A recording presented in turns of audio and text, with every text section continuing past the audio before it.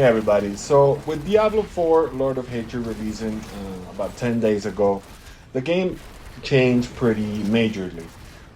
The Lord of Hatred expansion is here, and with it came a system that completely reshaped how power scaling works in the game. And I am not exaggerating when I say that this might be the single biggest build defining feature we've seen since launch. I'm talking about the brand new charm system. Now, if you played Diablo 2, you might think you already understand charms because it's basically just inventory Tetris, sacrificing space for stats, all of that. But forget that this system is nothing like that. It is cleaner, it's smarter, and more importantly, it's way more powerful. Because you're getting a dedicated interface, you're getting a scaling system that multiplies your stats, and you have in-game potential that can completely transform your build. And the crazy part is that a lot of players are going to underestimate just how strong this actually is. So in this video, we're breaking everything down step by step. I will show you how the system works, how to use it efficiently, and how to push it into true endgame power. We're going to cover talismans, seals, charms, farming methods, crafting, and min-maxing. So if you want to be ahead of the curve, this is what you need to know. Let's get into it. All right, so first, let's talk about the foundation of the entire system. This right here is your talisman. And the easiest way to think about it is this. It is a dedicated power container. It exists completely separate from your normal inventory, which is already a huge quality of life improvement. No more sacrificing backspace, no more awkward trade-offs. The system is designed to let you scale power without friction. Now, visually, the talisman is laid out as a grid. You got slots around the outside, and right in the center, you have the most important piece, and that is the seal. And I cannot stress this enough, your seal is everything. It determines how many charms you can equip, it enhances their effectiveness, and it essentially acts as a multiplier for your entire setup. So when people ask, where should I invest first? The answer is always the same: upgrade your seal. Seals come in all rarities: magic, rare, legendary, and mythic. And each step up isn't just a small upgrade, it's a massive jump. Higher rarity seals unlock more grid slots, which means more charms, which means more scaling. But even more importantly, they boost the power of every charm you equip. So instead of thinking additively, this system is multiplicative. And that's where things start to get dangerous, because once you stack enough charms on a high tier seal, your build starts scaling way beyond what gear alone can do. So again, if you're early in the system, don't get distracted. Focus your time and resources on getting a better seal. Everything else builds on top of that. Now, let's break down the actual charms you'll be using, because this is where your build really starts to take shape.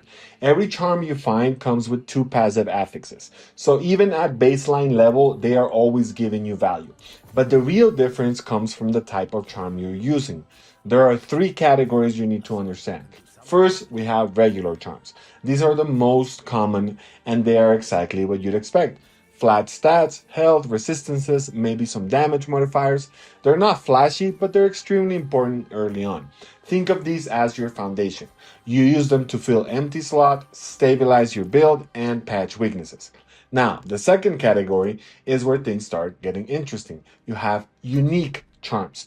These are rare and they are powerful because instead of just giving stats, they grant full unique item effects. And here's the key advantage: you don't have to equip the actual item. Now you can stack powerful effects without sacrificing gear slots. And this opens up a ton of possibilities. You can combine effects that were never meant to be used together. You can double down on specific mechanics, and you can push your build in directions that just weren't possible before. And then we get to the endgame chase, the set charms. Now, these are the most important piece in the system, because when you equip multiple charms from the same set, you unlock tier bonuses. And these bonuses are not small. They're the kind of effects that completely change your build. We're talking huge multipliers, mechanic changes, sometimes even entirely new playstyles. Some sets are universal, meaning any class can use them. Others are class specific, designed to amplify a particular playstyle. So once you hit endgame, this becomes your goal. Not just collecting charms, but building a complete synergized set. All right, so now the big question, how do you actually get the charms that you need? Because this is where the grind comes in. Charms primarily drop from endgame content. Things like high tier dungeons, world bosses, elite encounters, and yes, you will get a lot of these. These drop fairly consistently, especially as you go up the torment. But here's the problem, getting the right drop is a completely different story. You might find set charms, but not the set you need, or duplicates over and over again. And this is where the system could have been frustrating, but thankfully it's not, and that is because of one feature, the return of the Horadric Cube.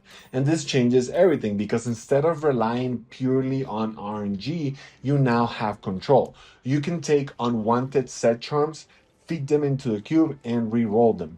This allows you to target specific pieces. So instead of being stuck grinding endlessly for one drop, you are actively progressing toward it. Every bad drop becomes useful.